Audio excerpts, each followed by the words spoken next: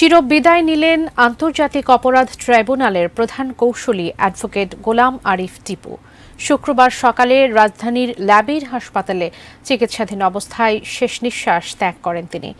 ভাষা আন্দোলন ও মহান মুক্তিযুদ্ধে অংশগ্রহণকারী এই গুণী ব্যক্তির দুপুরে জানাজা শেষে বিকেলে দেওয়া হয় গার্ড অব অনার।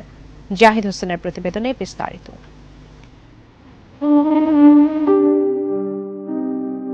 ১৯৩১ সালে জন্ম নেয়া টিপু ভাষা আন্দোলনে অংশ নেন যুবক বয়সেই। মুক্তিযুদ্ধ শুরু হলে সক্রিয় অংশ নেন তিনি। সবশেষ ৮০ বছর বয়সে অধিষ্ঠিত হন আন্তর্জাতিক অপরাধ ট্রাইব্যুনালের প্রধান কৌঁসুলি হিসেবে। সেটাকে খুঁজে বের করা। তার বয়স হয়েছিল ৯৩ বছর। গুণী এ ব্যক্তির মরদেহ বেইলি রোডের বাসায় নেওয়ার পর তার বর্ণাঢ্য ও কর্মময় জীবনের স্মৃতিচারণ করেন স্বজন ও সাবেক সহকর্মীরা। তিনি একজন প্রথিতযশা আইনজীবী ছিলেন এবং তার প্রগতিশীল চিন্তা এবং তার মনন এবং তার সাম্প্রদায়িক চেতনা চিরদিন এদেশের আইনজীবীদেরকে তাদের এই পথে থাকতে শানিত করবে। বাদ জুমা বাসার সামনে প্রথম জানাজা শেষে আন্তর্জাতিক অপরাধ ট্রাইব্যুনাল প্রাঙ্গণে অনুষ্ঠিত হয় দ্বিতীয় জানাজা। এরপর গোলাম আরিফ টিপুর মরদেহ নেওয়া হয় কেন্দ্রীয় শহীদ মিনারে।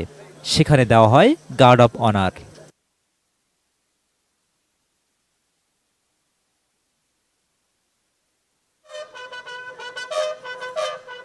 কেন্দ্রীয় শহীদ মিনারে শেষ শ্রদ্ধা জানাতে ঢল নামে সাবেক সহকর্মী, রাজনৈতিক নেতৃবৃন্দ সহ সর্বসাধারণের।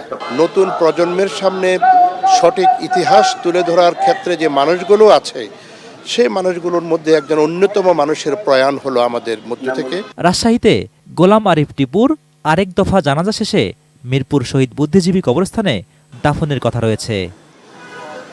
Zahid Hossain, ATN news, Dhaka.